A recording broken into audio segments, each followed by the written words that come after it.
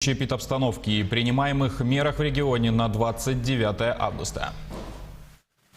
Елена Фриновна, здравствуйте. О текущей эпидемиологической ситуации в нашей республике. Доброе утро. Сегодня на 29 августа в Якутии всего зарегистрировано 42 новых случая коронавирусной инфекции, в том числе в городе Якутске 19 случаев, в Мирнинском районе 4 случая, в Нюрингринском, Оленёкском, Мегино-Кангаласском, Хангаласском районах по 2 случая, в Абыйском, Алданском, Верхоянском, Вилюйском, Горном, Жиганском, Нюрбинском, Среднеколымском, Сунтарском, Татинском и Усьянском районах по 1 случаю.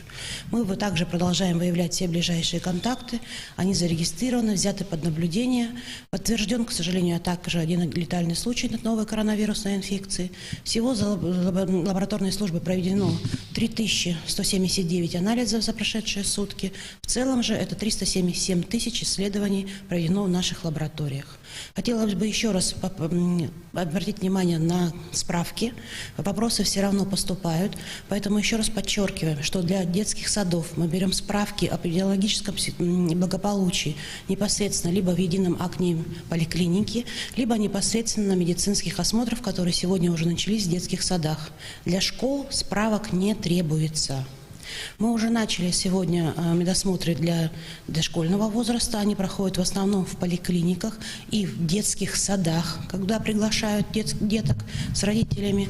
И сегодня мы занимаемся туберкулинодиагностикой и в дальнейшем вакцинопрофилактикой против гриппа. Просим всех родителей быть активными для того, чтобы проводить профилактику своих детей и самих себя. Всем здоровья! Спасибо большое. Это был брифинг оперативного штаба о текущей ситуации с коронавирусом в регионе. Теперь к другим новостям. Прибор для обнаружения в воздухе COVID-19 представили на форуме «Армия-2020». Кроме частиц коронавируса, он способен определять наличие бактерий, токсинов и других вирусов. Разработка принадлежит Красногорскому заводу и НИЦ эпидемиологии и микробиологии Гамалеи.